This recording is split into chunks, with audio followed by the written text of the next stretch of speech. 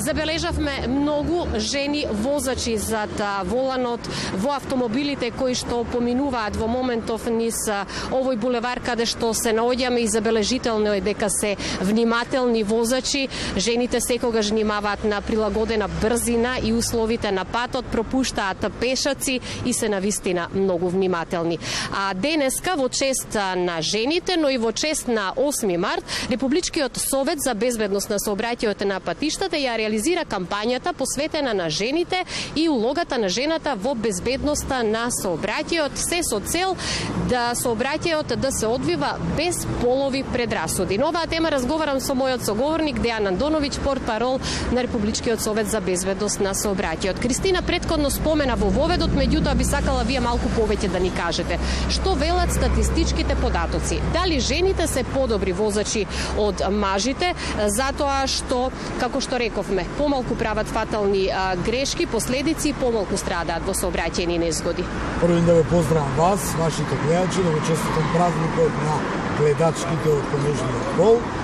Прво морам да кажем дека воопшто не треба, нели, тоа е дискриминација полова, да се делат управувачите, учесниците во сообраќајот на мажи и жени, но ако се земе во предвид дека вози одговорно, вози внимателно, биде одговорен во сообраќајот, тогаш секако внимателноста, одговорноста е на страна на понежниот пол, бидејќи жените се многу повнимателни и поодговорни возачи од мажите, тоа го вели и статистиката. Нема толку разлика во статистиката на бројот на мажи возачи, жени возачи во поновото време, колку што има разлика во сообраќајните инциденти. Жените се повнимателни, бидејќи трите најживото загрозувачки прекршоци и најказни живото најзагрозувачки не учествуваат во нив. Значи, под дејство на алкохол е мал процентот, прекумерна брзина не е својствено за жените и не е почитувањето на сообраќајната сигнализација. За разлика од мажите, кои овие три категории, за жал, доста статистички гледано ги прават тие прекршоци. Јас морам да истакнам дека кога говориме за учеството на жената во безбедноста на сообраќајот, ја се потсетиме дека многу често знаат жените уште од дома да порачаат на своите најблиски, па тоа се однесува и на нив. Вози внимателно, јави се кога се ќе стигнеш, јави се појас, стави појас да не те мислам. Вози полека и чувај се, немој да пиеш, не заборавај дека возиш, не зборувај по телефон дека возиш.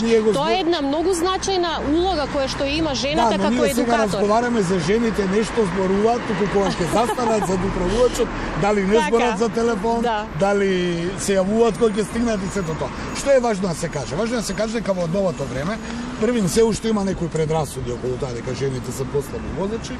Статистиката вели дека не е така, тие се многу повнимателни и поодговорни. Второ, се зголеми бројот на жените во сообраќајот, бидејќи во новото време обично жените мајки ги носат своите деца во школа, во градинка, во училиште и нормално е дека се повнимателни и поодговорни, за разлика од мажите кои, нели, тие манири малку ги имаат инако манифестирани.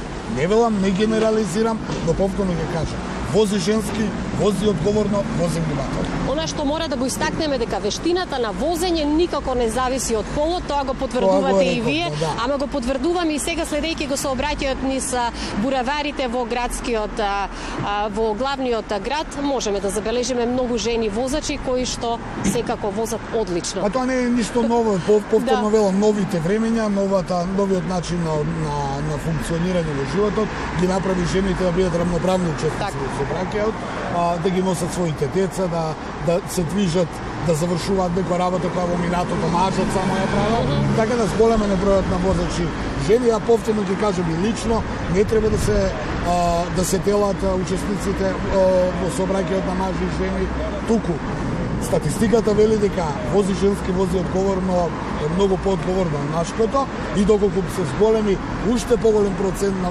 жени возачи во сообраќајот, веројатно, математички гледано, сообраќајот ќе биде побезбеден. Кон крајот на разговорот само да подсетиме дека во склоп на кампањата ќе бидат реализирани едукативни настани кои што ќе се однесуваат на едукација на жените возачи, активности за подигање на свеста за поголема употреба на сигурносни појаси. Сигурно ние имаме како Републички совет за безбедност сообраќајот на патиштата, имаме и кампања, во тека кампањата Стави појас. Така. Сега се поклопи со 8 март, се две кампањи, но две во едно се Ние секоја година и често апелираме до учесниците во сообраќајот дека не само што се законски обврзани да ставаат појас, туку појасот вистина е докажано дека е зголемува безбедноста на возачите при евентуално кочење, ќе те заштити да не се удриш, при евентуална сообраќајна несреќа во комбинација со воздушното перниче го спасува животот.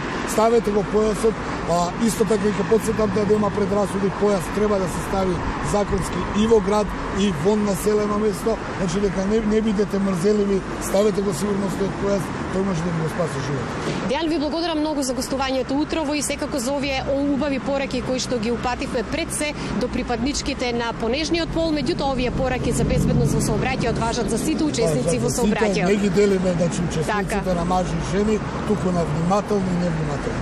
Јас овде на крај ќе порачам само дека апелираме до сите припаднички на понежниот пол да не престануваат да се борат за својата рамноправност, но и да не престанат да се борат за доброто на своите најмили во смисол на тоа, коригирајќи ги нивните постапки и секако да им дадат личен пример за повисока сообраќајна култура и побезбеден сообраќај. Студио